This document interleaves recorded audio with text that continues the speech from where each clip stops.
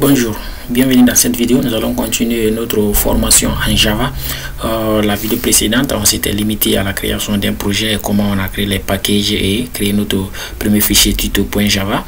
Et ici, on s'est limité au niveau de notre premier message que tout débutant en programmation devrait connaître, comment afficher un message sur l'écran.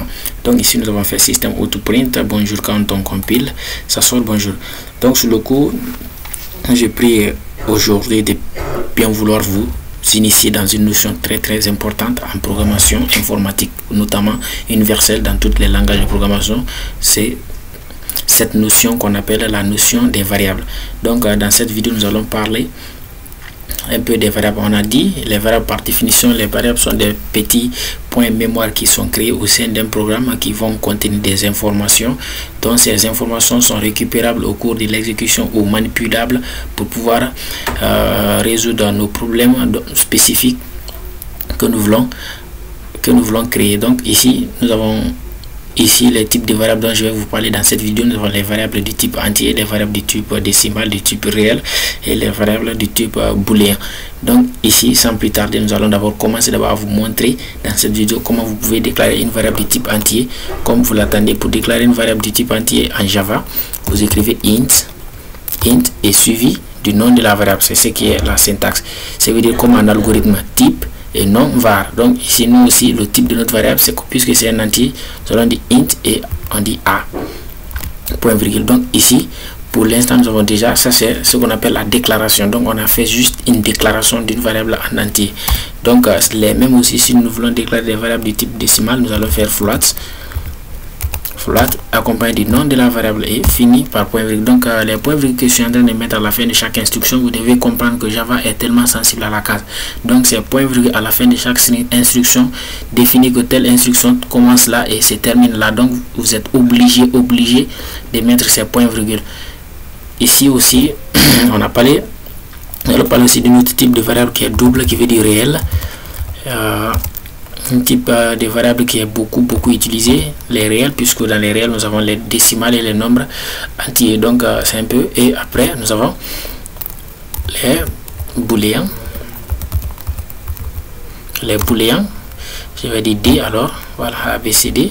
Alors voilà la déclaration des 4 types de variables de base à connaître dans la programmation Java. Ce sont ces 4 types de variables que nous allons utiliser au cours de notre formation en Java. Ce sont ces 4 types de variables que nous allons créer au sein de notre projet pour pouvoir manipuler des données qui vont stocker. Comme je vous ai dit, je vous rappelle encore, les variables, ce sont des supports de stockage d'informations au sein d'un programme. Donc ces variables stockent des informations pour que nous puissions les récupérer. Donc nous allons d'abord commencer par exemple un exemple. Dans la vidéo précédente, je vous ai parlé de cette méthode, de cette fonction qui permet de nous afficher à l'écran système out print ln, qui permet d'afficher un message sur l'écran. Et là on a dit quoi, si le message est du type chaîne, et exactement c'est cela aussi qui m'amène aussi à vous parler un peu du cinquième type de variable que j'ai oublié de vous le dire, le type string, comme vous l'attendez, chaîne de caractères, type string, et accompagné aussi du nom de la variable. Soit ça peut être le nom de quelqu'un qui est du type chaîne. Donc voilà, donc c'est comme ça on déclare les variables du type chaîne en Java. Vous créez le type qui est string et ici nom, et aussi le nom de la variable dont vous voulez qui contient des chaînes de caractères. Donc ici je voulais vous dire que cette fonction système autoprint prend en paramètre si c'est des chaînes de caractères qui doivent sortir en message. Ces chaînes là doivent être entre des griffes comme ça pour dire par exemple bienvenue. Et si nous compilons, vous allez voir, ça va donner dans la console ici bienvenue. Donc ici je vais aussi vous montrer comment nous pouvons afficher le contenu d'une variable. C'est là que vous allez comprendre que les variables permettent de stocker des informations récupérables et pouvoir les afficher. Donc vous avez créé par exemple une variable int a, et là ça c'est une déclaration. Et la deuxième partie, ça devient une affectation. Donc on va dire a égale à par exemple 3, je fais point virgule, et je viens, j'ai dit système autoprint, nous voulons afficher le contenu de a. Donc ici nous n'aurons plus besoin de mettre les griffes, mais plutôt nous mettons juste le nom de la variable, le nom de la variable dont nous voulons afficher son contenu. Donc nous allons compiler et vous voyez exactement système autoprint 3 et exactement c'est 3 qui est affecté à A. Donc ici aussi vous pouvez encore faire d'une autre manière l'affectation qu'on appelle l'initialisation. Ça va vous déclarer la variable et directement vous l'initialisez là. Donc à l'affichage encore ça va répéter, ça va refaire les mêmes choses. Donc ces mêmes choses, ces mêmes méthodes sont identiques pour les autres variables. Si c'était du type float, je vais écrire float qui dit décimal. Donc quand on compile, il va nous donner le contenu de cette variable décimale avec 3.0 parce que nous l'avons donné le type décimal. Donc même si nous n'avons pas mis un nombre décimal, nous on a mis à l'intérieur un nombre entier. Donc mais lui, puisqu'il est du type décimal, il va transformer, il va transformer la valeur en décimal. Donc nous pouvons aussi faire les mêmes aussi avec les strings. Supposons que nous créons une chaîne de caractères qui doit avoir mon nom. Je dis par exemple string, j'ai dit string, non, j'ai dit afficher. Donc puisque c'est un variable de type string, ce qui veut dire que son contenu doit être une chaîne. Donc à l'intérieur je vais écrire mon nom, Kuruma, donc Kuruma, et à la fin de l'instruction nous mettons le point virgule.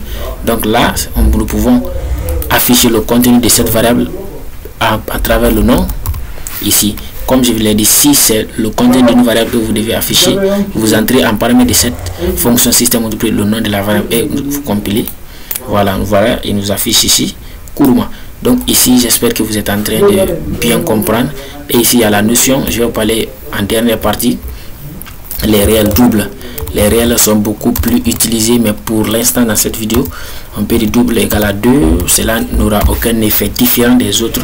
Il y aura un peu du double, voilà, il y a une erreur, je vais essayer de corriger. Double A égale à 3, je vais essayer de voir pourquoi. Voilà,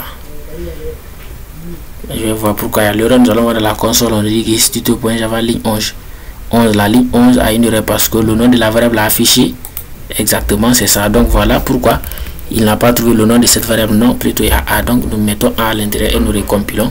Vous allez voir, il nous affiche double, fait un peu plus la manière dont double affiche le contenu d'une variable. Il affiche comme un nombre décimal parce que nous avons dit un réel. Donc dans un réel nous avons des nombres décimales comme des nombres entiers. Donc ici la dernière variable dont nous n'avons pas utilisé, ce sont les booléens. Les booléens qui sont des types de variables qui retournent que deux valeurs, soit vraies ou fausses. Donc nous pouvons dire booléen A égale à true. True en anglais veut dire vrai. True en anglais veut dire vrai.